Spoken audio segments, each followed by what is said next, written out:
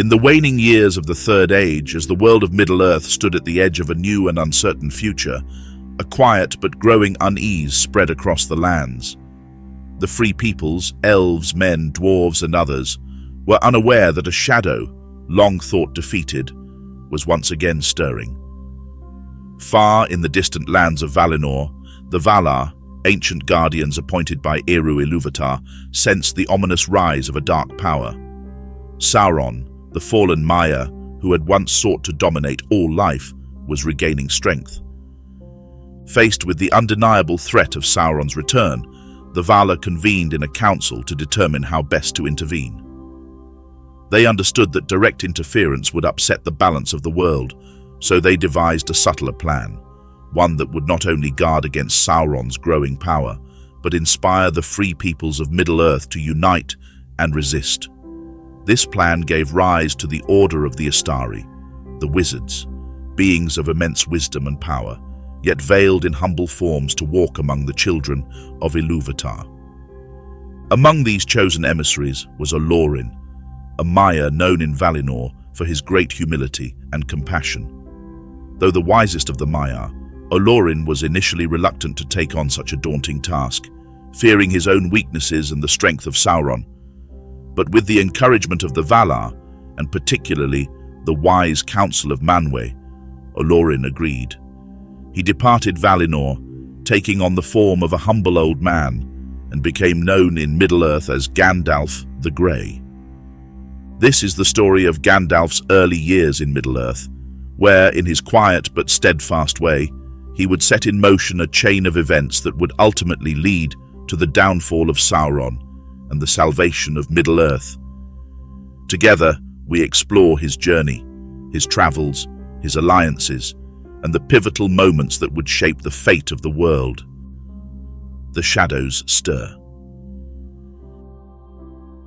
In the twilight years of the Third Age, a quiet unease began to spread across Middle-earth.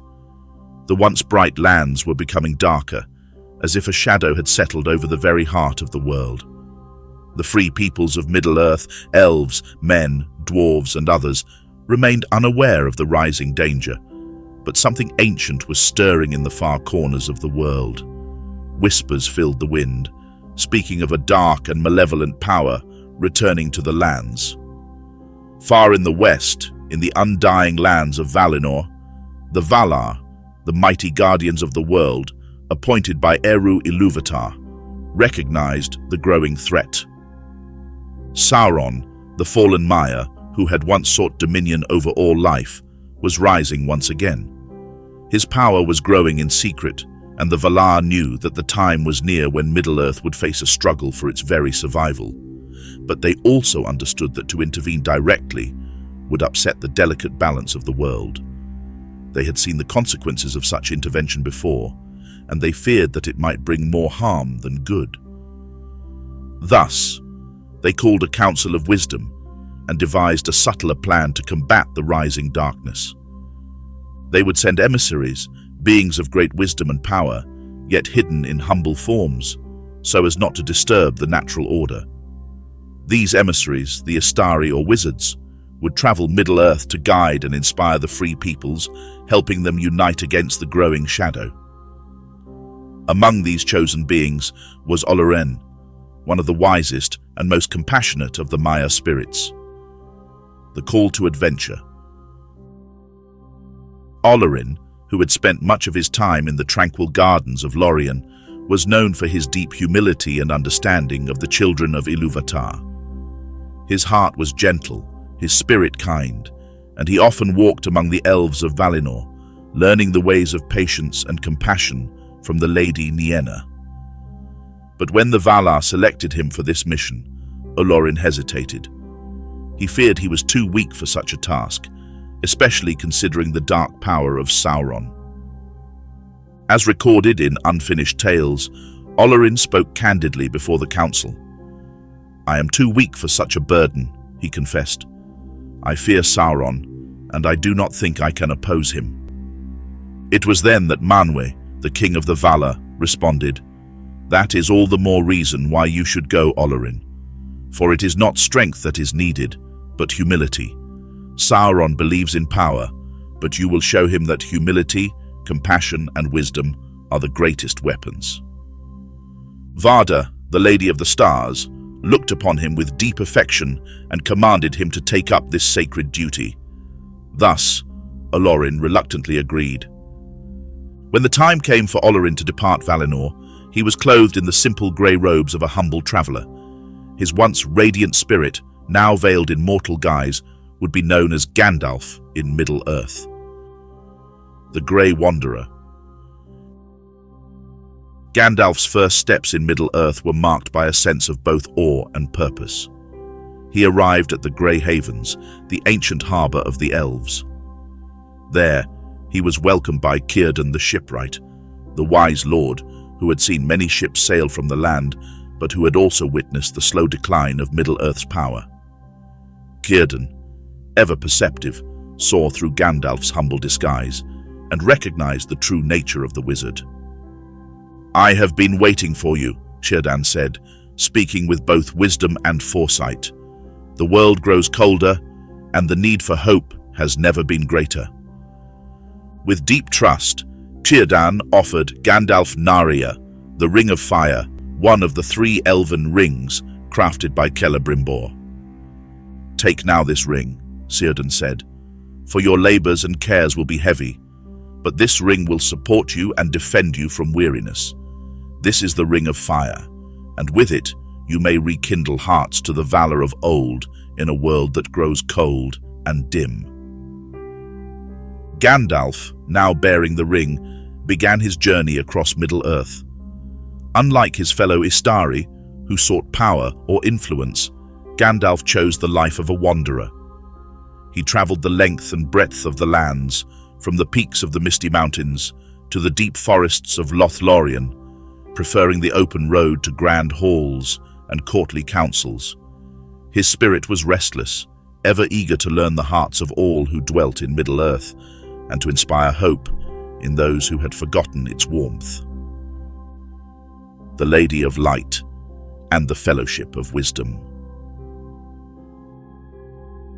In the ancient woods of Lothlorien, Gandalf met Galadriel, the Lady of Light. Their meeting was a moment of quiet recognition, a shared understanding between two beings who both carried the weight of centuries of knowledge and wisdom.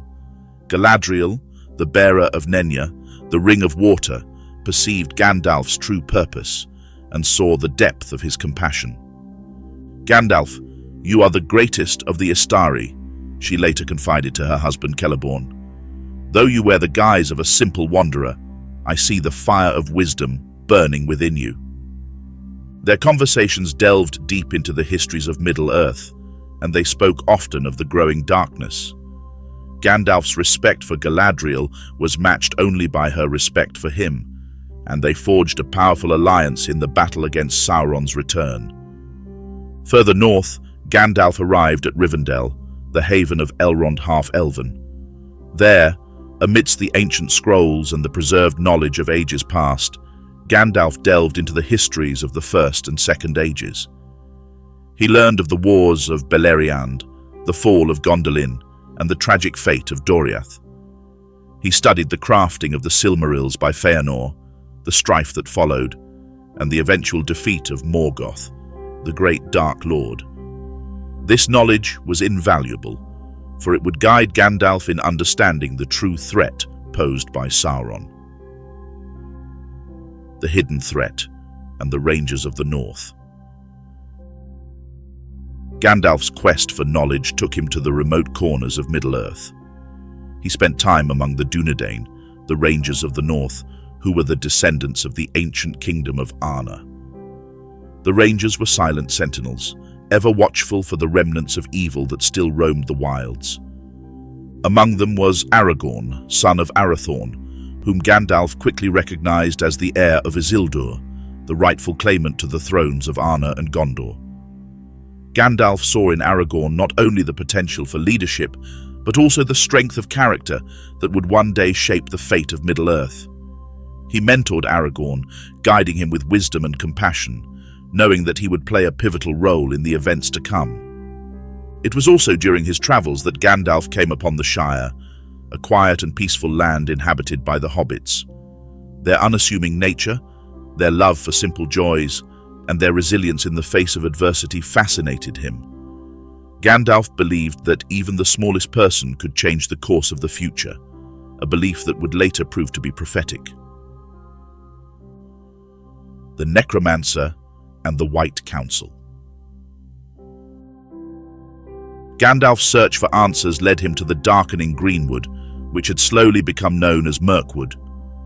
Whispers spoke of a dark power taking residence in the fortress of Dol Guldur, rumors of a necromancer who had cast a shadow over the once pristine forest. Gandalf, determined to uncover the truth, ventured into the heart of Dol Guldur in disguise.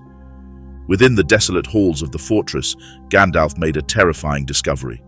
The necromancer was none other than Sauron himself, regaining strength and quietly gathering forces. This revelation was a turning point. Gandalf understood that immediate action was needed to stop Sauron from fully restoring his power. He brought this knowledge to the White Council, a gathering of the wisest beings in Middle-earth, which included Saruman the White, Galadriel, Elrond, and other leaders. Gandalf urged them to act quickly to drive Sauron out of Dol Guldur, but Saruman, once the wisest of the Istari, had grown prideful and secretly sought the One Ring for himself. He counseled patience, hoping that they could avoid a direct confrontation with Sauron. Gandalf was troubled by Saruman's reluctance and hidden ambition, but he lacked the power to challenge him openly. Despite Saruman's resistance, Gandalf continued to seek answers. He journeyed to libraries and archives in places like Minas Tirith, poring over ancient scrolls and records, and soon suspected that the One Ring, Sauron's most potent weapon, still existed, hidden somewhere in Middle-earth. He understood that the ring must be found before Sauron could regain his full strength. The Gathering Storm. Gandalf's early efforts were marked by tireless vigilance. He worked to unite the peoples of Middle-earth, forging alliances and encouraging vigilance against the growing shadow. His wisdom, patience, and humble spirit allowed him to connect with every race, elves, men, dwarves, and hobbits, and inspire hope in their hearts. But his path was not without challenges. The darkness that Sauron cast over the world tested Gandalf's resolve. The subtle treachery of Saruman threatened to undermine the efforts of the White Council. Yet through it all, Gandalf remained steadfast, embodying the very virtues the Valar had hoped to instill in Middle-earth: humility, wisdom, and unwavering hope in the face of adversity. The arrival of Gandalf the Grey marked the beginning of a new chapter in Middle-earth's history, a chapter that would ultimately lead to the downfall of Sauron and the salvation of all that was good and free. Conclusion: the Seed of Hope. Gandalf's journey in these early years laid the foundation for the great struggle against Sauron. His wisdom, humility, and compassion would be the pillars upon which the free peoples of Middle-earth would build their resistance. As a wanderer, a mentor, and a guide, Gandalf sowed the seeds of hope that would grow into the mighty tree of victory. Though his path was long and filled with hardship, his belief in the power of unity and resilience would prove to be the light that led Middle-earth through its darkest hour. As Gandalf's first steps set in motion the events that would change the world, it became clear that the fate of Middle-earth lay not in the hands of kings and lords alone, but in the hearts of all its people, no matter how small they seemed. And so, the journey continued, as Gandalf and his allies prepared for the final battle that would determine the fate of the world.